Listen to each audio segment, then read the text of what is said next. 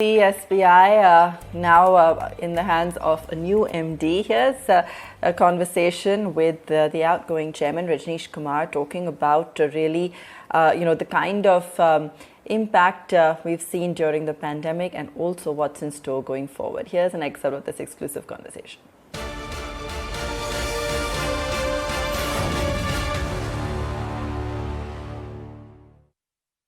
You led this entire process of taking a lot of SBI subsidiaries public, and the recent one is SBI Cards. Whereas you've given what markets wanted, which is that you managed to unlock the real value of SBI subsidiaries. But somewhere do you think markets, you've not been able to convince a market purely looking at the stock price of SBI, the inherent strength what SBI currently enjoys? I mean, the stock price is refusing to go higher despite a good book and valuations which has come out because of unlocking of subsidiaries? Yeah, that is very true. And I can say that is the only regret I have, that the market capitalization of the bank today, it does not reflect its true inherent value. But over a period of time, I'm still hopeful that market participant would realize ultimately that what is the strength of State Bank of India and give it a fair value.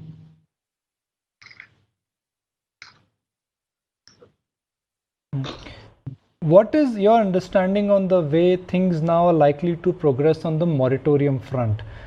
You've been vocal about the numbers, but when we spoke about the numbers, a little bit of time lapse has happened after that. Are you still confident that we are not in for any shocker now that things will start normalizing? Doesn't seem to be so, and this I am saying purely on the basis of the loan book of State Bank of India. And it doesn't seem to be as bad. I'm not saying that it cannot turn out to be bad, but it's not a 1 quarter or 2 quarter thing. So depending upon how the economy performs going hereafter, that would be very crucial. But whatever has happened, if I look at its impact, and if we are talking about, say, FY21, then in terms of the impact on the overall non-performing loans of the bank or the requirement for provisions is going to be it's going to be perfectly in line with what bank has estimated and is readied itself. And 22 would be very, very crucial, FY22, because if there is a prolonged recession or there is a prolonged problem with the economy, then its impact on the financial system and the banking system will become inevitable.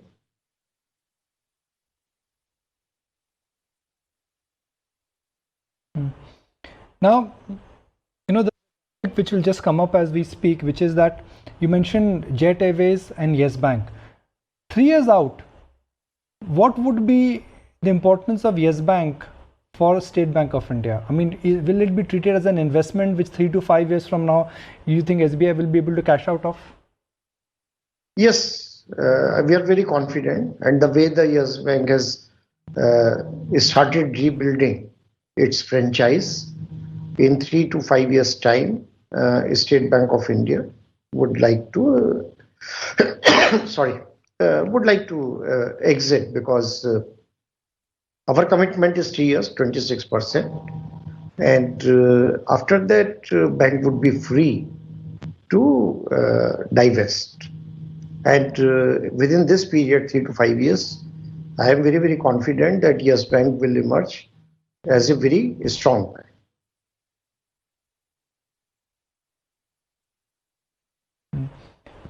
The general view, Mr. Kumar, in the market is that banks have become very, very risk averse. Loans which they were approving of earlier largely because of caution, and given that last 8-10 years have been tough for the NPA cycle, banks, both private banks and public banks, they become extremely risk averse. Is that a feeling which is there now with bankers, that they want to be extremely risk averse, if I may say that in Hindi, that दूध का जला छाछ फूक फूक करके पीता है? If I can answer in Hindi, वो एक natural process है, and nobody wants that the learnings from the past. And if we don't learn from the past, and if it is business as usual, what it was in the time of excess liquidity, then what have we learned? So one is that based on the learnings, most of the banks, I presume, that they have done some tightening around their underwriting practices and model. And if we want to be that it should be the same as it was when there was excess liquidity in the system, banks were growing at 25%.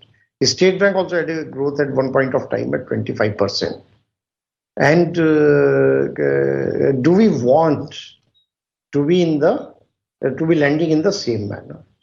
But at the same time, we would be more than willing to share our sanction analysis report. We do a sanction analysis report every month, that how much work we are doing in terms of sanctions and disbursement. So I have no issue with that. We are sanctioning loans, we are growing our book, and our earnings from the loan processing are higher than the previous year. Definitely there has been a shift in the business mix of the banks, and it is more of retail now than the corporate. But in underwriting, we are definitely more prudent. There is no doubt about it. And if that is equated with risk aversion, then so be it. But there is a growth in the business. As we speak, YOY, we have grown by 1,40,000 crore. And that is about 7% plus. And this growth is after whatever repayments come. Bank's balance sheet is so big. So for a growth of 1,50,000 crore, you would have sanctioned and disbursed at least 3.5 lakh crore. So it's not that work is not happening. Work is happening. And now still, if people feel that without a PPA, without a coal linkage, you give a loan to a power IPP, so we will not do it again. And if you call it a risk aversion, then call it a risk aversion.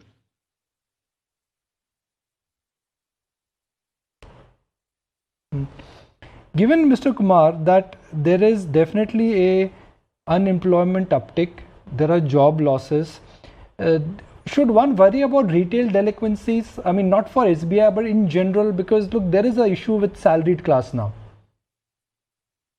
Definitely, to the extent it is salaried class, and if there is a job loss, there will be some impact.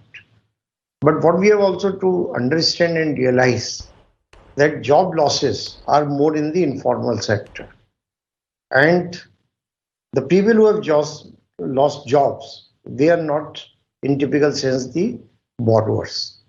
And that's why there will be a percentage of people who are salaried class and who have taken, say, loans against salary or a housing loan or a car loan, there will be some delinquencies. But largely the job loss which has happened is more in the informal sector and at the lower end of the salary structure, and that class is not a they don't have too much borrowing or personal borrowing. So that's why I believe that in terms of percentage, the impact on the retail will not be as high. And again, of course, for SBI, as you have said, the position is slightly different in the sense that we have more of government sector loans, and there the job loss is not there. Private sector, some of the sectors like aviation or hotel or tourism, and to that extent there will be impact.